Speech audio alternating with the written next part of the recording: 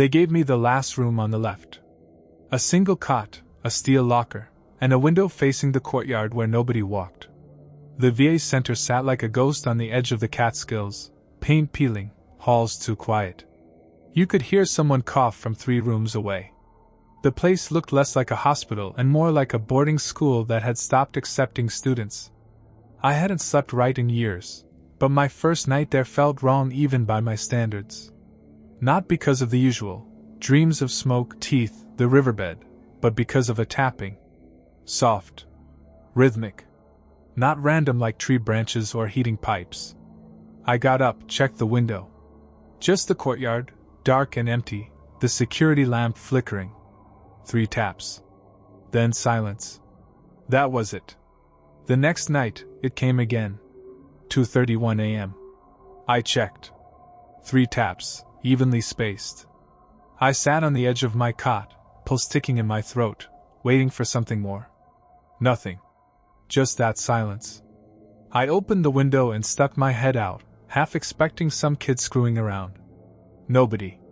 Just wet grass and the suggestion of movement where the light didn't reach. By the 3rd night, I didn't sleep at all. I waited, staring at the window like it owed me answers. Right on time, 3 taps. Louder this time. I jumped to the glass so fast I almost cracked my skull. Still nothing. But the glass felt warm. The kind of warmth that comes from a handprint, not sunlight. I kept it to myself. The doctors here are quick to adjust your meds if you start talking about ghosts. Day 4, I asked the nurse about the room.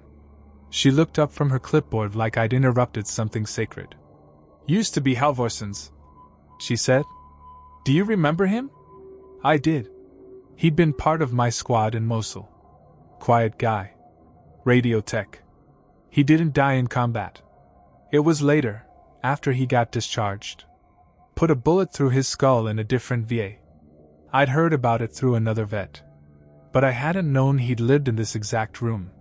The cot I was sleeping in. The window I kept staring through. That night, the tapping came again. I didn't move. I just lay there, pretending to be asleep. The tap stopped. For a moment I thought it was over. Then I heard the whisper. Not loud. Not urgent. Just a single word, repeated twice. Out. Out. I sat up so fast I knocked the locker door open. Nobody there. The hallway was empty. No footsteps, no prank. Just me and a slow, rising pressure in my chest. Like being back in the Humvee, seconds before detonation. I didn't sleep. I sat against the wall until morning. At breakfast, I asked a fellow vet, Kowalski, about Halvorson. He stopped chewing. They never cleaned out his locker, he said. That night I opened it. There was a journal inside. Black leather. Tucked behind a folded flannel shirt. I didn't touch the shirt. The journal was thin, only a few pages used. Most were rambling. But on the last page, in block letters, don't look at the window after the 3rd night. I shut it. Locked the door. Pulled the curtain. But when 2:31 hit, I looked anyway. The courtyard light wasn't flickering anymore. It was dead. Completely black. And standing right in front of the window, inches from the glass, was a figure. Backlit by nothing. Staring straight at me. Face wrong. Hands at its sides. Still. It didn't tap. It didn't need to. The window wouldn't open. I don't mean it was stuck. I mean it was sealed. As if welded shut from the outside, the lock rusted into its socket. I tried every night after I saw that thing. Pulled. Pried. Scraped at the edges with a spoon I bent out of shape. It didn't budge. But it hadn't been like that before. 3 days passed. No tapping. No whisper. Just silence. The kind that drowns out everything else. I stopped attending therapy. The nurse started asking questions. I lied. Said I was sleeping fine. But every night I waited, watching that courtyard for something to move. The figure didn't return. But the light stayed out. Then the dreams started. Not the usual ones. No bullets. No screaming. These were clean, too clean. Bright rooms with white walls and no doors. I was always alone. Except for one other presence. I couldn't see it, but I could hear it breathing. Behind me. Beside me. At the base of the cot. Sometimes it whispered in Halvorson's voice. Sometimes mine. The staff said I was regressing. That I'd skipped steps in my recovery. They increased my dosage. I started seeing red when I blinked. Like someone had scraped the backs of my eyes. I knew I had to leave. I told them I was ready to be discharged. They agreed. Too easily. My last night there, I didn't pack. I just sat by the window with the journal in my lap. The last page had changed. Same block letters, but a new message. If you leave, you take it with you. I didn't sleep. Just waited for the sun. When it came, I expected relief. But something felt wrong. The courtyard had footprints in the dew. Dozens. Circling the grass in wide, erratic loops. None of them led to the building. I left anyway. Back home, I tried to forget. Moved in with my sister for a while. She said I talked in my sleep. Always the same phrase. Out. Out. One night I woke up on the floor. No memory of how I got there. But my hand was pressed against the bedroom window. Tap. Tap. Tap. I moved again. 6 months now. New city. New job. Still hear it sometimes. In the pipes. In the glass. Always at 2:31. I stopped using clocks. Last week, I passed a mirror. Something was off. It wasn't my eyes. It was the posture. Like I wasn't quite standing right. Like I was being worn. Like skin over something else. I called Kowalski. His number was dead. I searched his name. He died 2 weeks after leaving the VA. Cardiac arrest. Found sitting up in bed, eyes wide open. A fork in his hand bent clean in half. I haven't opened the journal since I got home. But I know what's inside it now. The last page writes itself. Each night. And the handwriting? It's getting neater.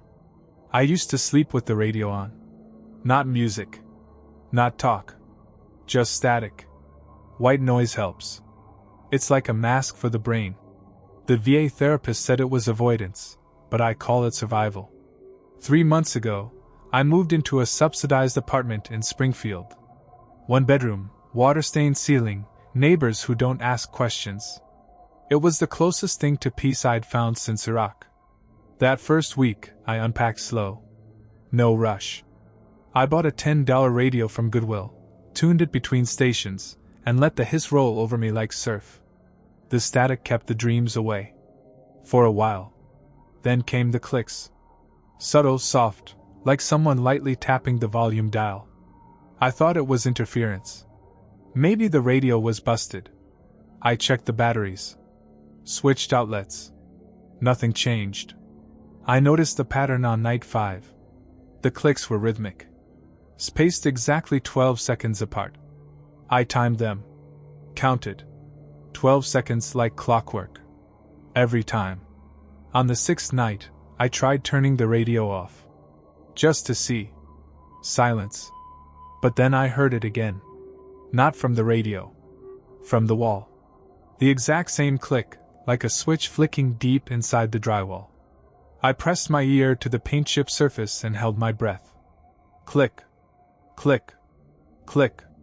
I couldn't tell if it was coming from inside the apartment or the one next door. I knocked on the wall. 3 quick raps. Waited. The reply came immediately. 1 knock. Pause. Then 2 more. It wasn't the rhythm I'd tapped. It was mine. Echoed back. I didn't sleep that night. The next morning, I asked the building manager who lived in the unit next to me. He blinked. Sergeant? He said. No one. That one's been empty since last fall. Had a guy in there, another vet like you, but he, moved out. Quick. I asked why. He scratched the back of his head. Said the walls were talking to him. That night, I moved the radio to the center of the floor. Didn't plug it in. Just stared at it. The click started again at exactly 2:17 a.m. This time, I didn't count. This time, the click was followed by something new. A voice. Caught between the waves of static. I didn't catch all of it. Just fragments. Warped. Dragged like tape. Check your 6. Copy, no visual. He's in the wire. I knew those words. Not just from the field. From that day. Fallujah. October 18th. The day Samuels bled out trying to warn us. The voice was his. I ripped the batteries out and threw the radio across the room. It shattered. But the voice didn't stop. It moved to the vent. He's in the wire. I put my ear to the grate and whispered his name. Silence. Then softly. You never cleared the roof. My knees gave out. I don't remember hitting the floor. When I came to, it was daylight. My head buzzed like a hornet's nest. The pieces of the radio were gone. Every last shard. No one had been inside. The apartment was locked from the inside. I didn't report it. What could I say? Instead, I tried something new. I covered every vent. Taped them shut. Pulled the breakers. Slept with a towel under the door. No sound. Until 2:17 a.m. A knock. From inside the wall. I put my ear to it. This time, the voice was clear. Samuels isn't dead. I didn't open the door for 2 days. Just sat on the floor, back to the wall, staring at nothing. The voice hadn't come back, not exactly. But something had changed.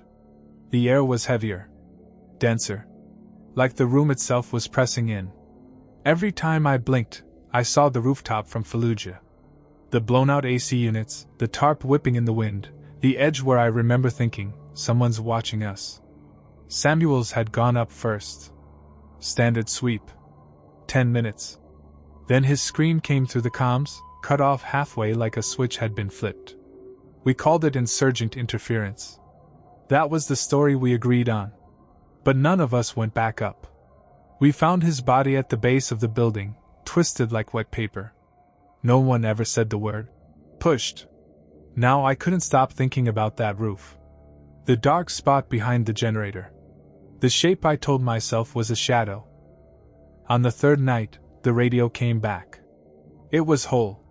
Sitting on my kitchen counter like it had never been broken. I didn't touch it. Didn't have to. At 2:17, it turned on by itself. No power. No batteries. Just a low hiss, then Samuels again. You left me. Still up here. It's not a shadow. I unplugged the fridge just to make it stop humming. I needed total silence. I sat beneath the window and tried to remember what his eyes looked like that day. But in my mind, they were always closed. That's when I saw it. Across the street. 4th floor window. The abandoned building. A silhouette. Head tilted. Watching me. I blinked. It was gone. The next day, I went out. First time in a week. I walked to the VA clinic but didn't go in. I stood across the street, staring at the building that used to house the group therapy sessions. Windows all boarded now, but one was slightly ajar. 4th floor. I walked around the back, hopped the chain link, found the fire escape. My body didn't want to go up, but my legs did. Each floor groaned beneath me. Pigeons scattered. Paint peeled from the walls like dead skin. When I got to the 4th floor, I found the door unlocked. The hallway was empty, stripped bare. But the last room on the left still had its cot. And a radio. Same make. Same static. I stepped inside, and the air froze. The walls had names scratched into them. Dozens. Maybe more. Every one of them in block letters. Every one followed by a date. Most were from last year. Some older. Only one had no date. Samuels? I turned to leave. But the door slammed shut. The static roared. Louder than before. Almost a scream. I dropped to the floor and shouted his name. Then silence. and a voice behind me. "You see it now?" I turned. The cot was empty. But the shadow on the wall, it didn't match mine. It stood beside me. It turned its head. I ran. Didn't look back. Didn't stop until I was on the street, knees bleeding from the fire escape.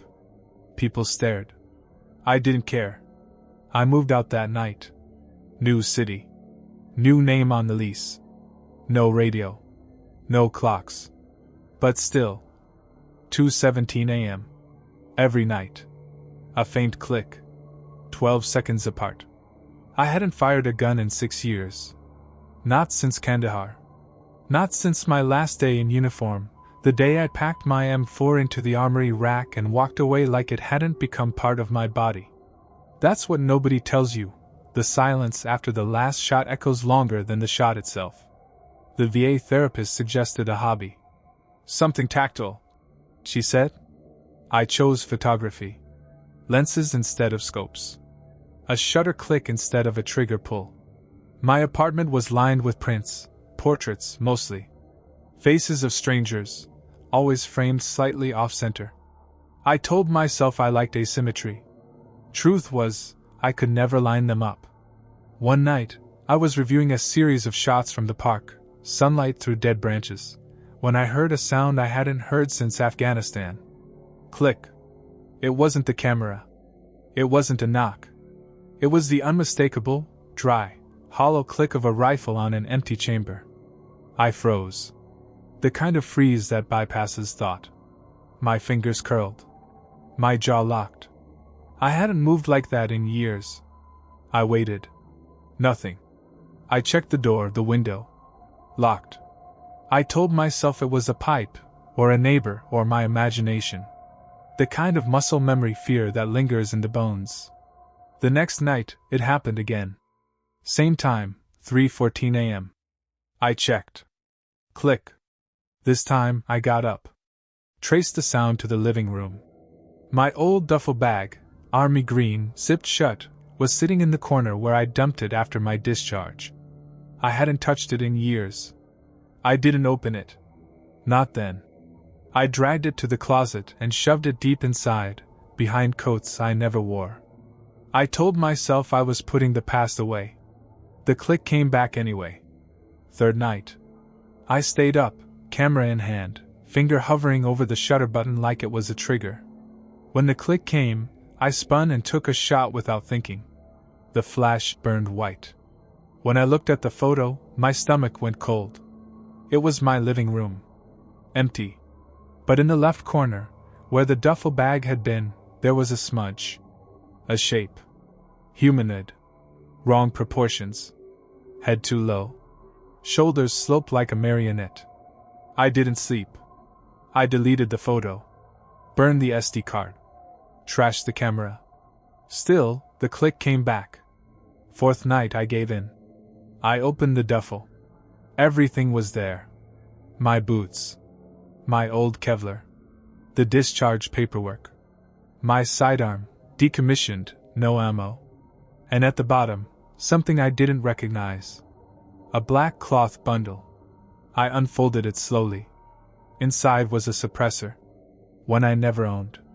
Not regulation. Homemade, maybe? I hadn't brought it home. But it was warm to the touch. That night, the click changed. It was no longer dry. It was muffled. A shot without sound. Right outside my bedroom door. I held my breath. Waited for footsteps. None came. Just the whisper of air pressure changing, like someone had cracked a door and closed it just as fast. I slept with the lights on. The next morning, the duffel was gone. I asked the landlord if anyone had access to my apartment. He shook his head. Said the cameras hadn't picked up anything unusual. That was a lie. Because when I checked the footage I wasn't supposed to see, there was a gap. From 3:12 to 3:16. Black screen. And when the feed returned, the hallway light outside my door was swinging. Back and forth. Like someone had just walked by. I stopped leaving the apartment. Didn't eat much. Didn't sleep at all. I sat by the door with a kitchen knife in one hand, phone in the other. But I never called anyone. What could I say? Someone's loading ghost rounds in my memories. The hallway light outside flickered every night at 3:14. Not before. Not after. The timing was surgical. Precise.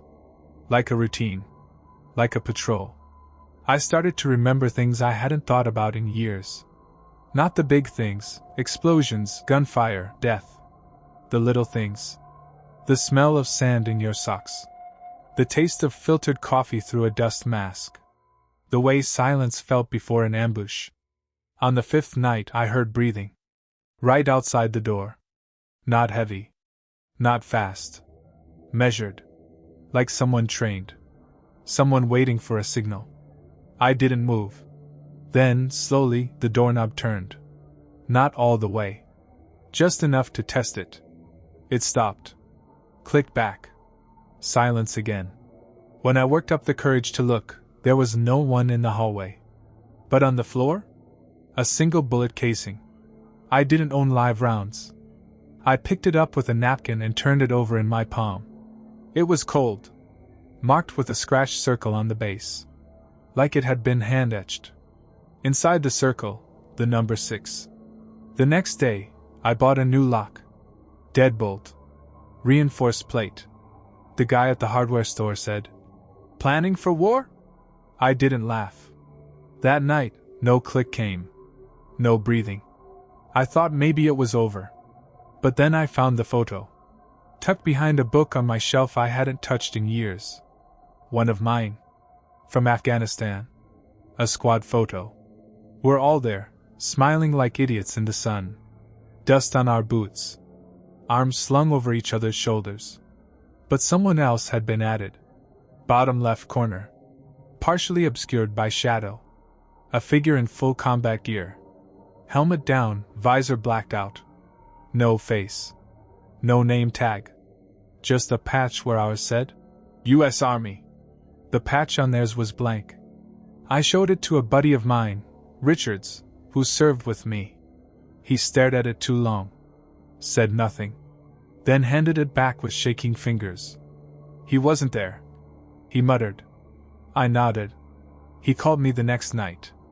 I missed it. When I called back, I got his wife. She found him in the garage. Doors shut. Engine running. Phone in his lap. He'd recorded a voice memo. I wasn't allowed to hear it, but she said he kept repeating something. Check your corners. Over and over. Like a prayer. The day after his funeral, I got an envelope in my mailbox. No return address. Inside, another bullet casing. This one etched with the number 5. I didn't wait for number 4. I packed a bag and left. No forwarding address. Rented a motel an hour out of town. Checked in under a fake name. Paid cash. But on my second night there, the static returned. Through the motel radio. A cheap one. The kind no one ever really uses. It was already on when I entered the room. Set to 3:14 a.m. That's when I realized. This wasn't about the apartment. It was about me. Whatever it is, it's patient. Precise. And counting down. Every night, I find myself looking at reflective surfaces. Waiting to see something that's not supposed to be there. A flicker in the corner. A muzzle flash in a window. Sometimes, when I blink too long, I see the silhouette again. Not moving. Not breathing. Just waiting. Counting backwards. We used to say the war would follow us home. But I didn't think it would follow me through the goddamn radio. I'd been out for 8 years. Ran comms in the Corps, Charlie Echo, Command and Echo traffic. Monitors, encrypted bursts, parabolic antennas big enough to kiss the moon. I could spot a pattern in static the way some guys can read poker tells. After the war, I couldn't sleep in silence.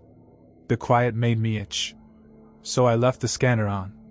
Police bands, aviation chatter, weather alerts, whatever filled the air. It gave the night shape. Until it changed. 3 weeks ago, I caught something strange. It was just after 3 a.m. The weather band went dead. Not scrambled, flatlined. Then a voice. Not broadcast quality. Not official. Just a cracked, whispering voice I hadn't heard in a decade. "Do you read me, Sergeant Casey?" I froze. I hadn't heard that name, my rank, my full call sign, since Hellman. The voice wasn't human anymore. It was degraded. Like a recording made through water. But the cadence, the phrasing, I knew it. It was Lieutenant Hayes, who died in 2015. Ambushed during an extraction. We never recovered the body. I shut off the scanner. The next night, it turned itself on. The screen flickered to life at exactly 3:03 a.m. No startup noise. No interference. Just a clean, single-channel burst of static, followed by the same voice. "You left us. Casey. You left us." I ripped the cord out of the wall. It stayed off the following night, but something else happened. My phone vibrated around 3:05. One notification. Unknown contact, 13 missed calls. No number. Just dashes where digits should be. I blocked it. Deleted it. Threw the phone under my bed like a child scared of monsters. I didn't sleep. Next night, the scanner was back on my desk. Plugged in. Glowing. I hadn't moved it. 3:03 a.m., it spoke again. "We need extraction." That's when I remembered something I'd buried for years. The final transmission Hayes sent before comms cut. It was brief. Garbled. "They're not hostiles. Not people. Casey, it's..." Then nothing. The brass wrote it off as stress. Said insurgents overran them. But now I wasn't so sure. Especially when I noticed the changes in my apartment. The bathroom mirror fogged up every night, even without a shower. And on the glass, fingerprints. Smudged. Like someone was trying to write something, but stopped halfway through. I started locking my bedroom door. Didn't matter. Every night, the scanner came back on. Every night, the voice grew clearer. "Still waiting, Casey? Check the coordinates." Coordinates? That night I looked. Dug up the old military map grid on my laptop. I listened back to the transmission, slowed it down. There. Between the static. A grid reference. I plotted it. Somewhere in the Nevada desert. No town. No base. No roads. Just blank space. I tried not to think about it. But then the lights went out. Whole building lost power. Midnight sharp. I stepped into the hallway, and every apartment door was open. Every one. Except mine. When I went back in, the scanner was off. My laptop was on. It had a single document open. 3 words typed across the screen. "Confirm evac now." I shut it. Unplugged everything. Left the apartment. Drove 6 hours straight.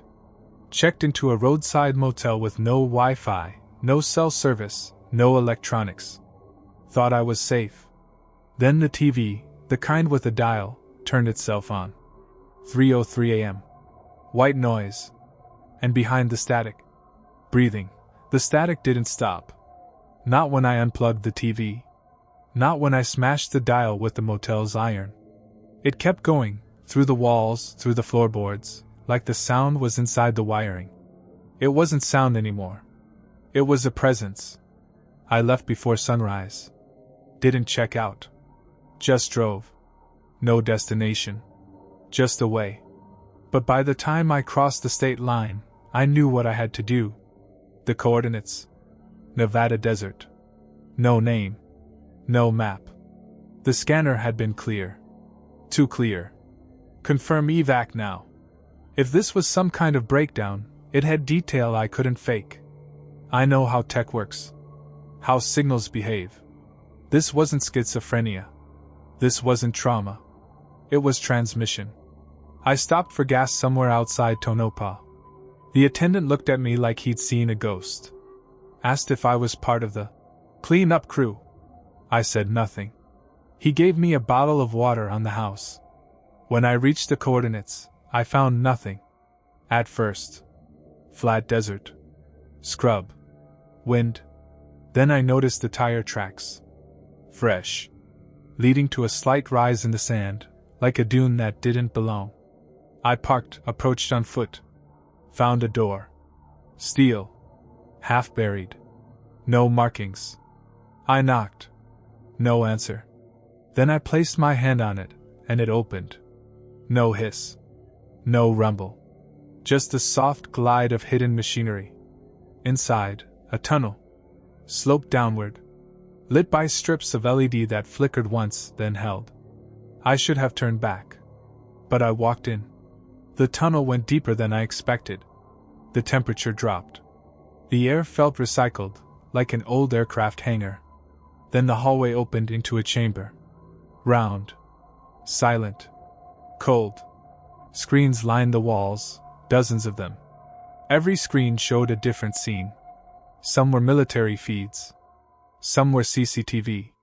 Some were drone footage I recognized from my last tour. But one screen, center screen, showed me. In my motel room. Sleeping. Timestamp, 2 nights ago.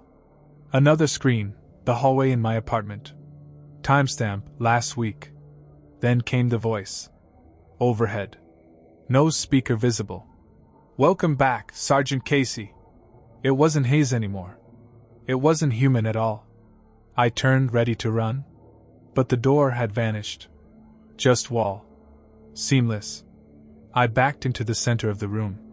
Then, one by one, the screens began to shut off. Until only one remained. The feed from the original transmission. The one I'd first heard through the scanner. The ambush. Hayes running toward the camera, screaming, blood on his helmet. Only this time, he made it all the way to the lens. Stared straight into it. And whispered, "They learned our voices." The screen went black. The lights dimmed. The room filled with static, not sound, but actual fog. Dense, crackling vapor that stung the skin. I collapsed, covering my ears. When I woke up, I was back in my car. Still parked in the desert. Door open. Keys in the ignition. Like I'd never gone inside. Except for one thing. The scanner was back. On the passenger seat. Plugged in. Humming. I turned it over in my hands. It was warm. I threw it into the dunes. Drove until the gas light screamed. Now I'm here. Small town. No electronics. No signal. No clocks. But I still wake up at 3:03 a.m. to a soft voice outside my window. Sometimes it's Hayes. Sometimes it's me. And sometimes it's no voice at all. Just a whisper of static in the dark, forming words I haven't spoken yet. "Command, this is Casey. Ready for orders." Fire watch duty was always the worst. 2-hour shifts, standing in the dark with nothing but a red flashlight and your thoughts. It's not just boredom. It's the creeping sense that you're the only one awake in the entire world. I used to call it ghost hour. I hadn't thought about that feeling in years, not until I took the job at the plant. Private security. Night shift. Supposedly temporary. They put me in the North Tower, overlooking the old turbine building. No one worked there anymore. The lights still buzzed, but the place had been decommissioned after some kind of leak. Nobody told me the details. Just, "Stay in the tower, log what you see." Simple.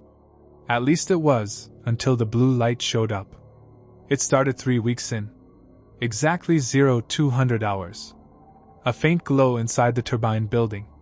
Not a flashlight. Not emergency exit green. This was blue, cold, sterile, and pulsing.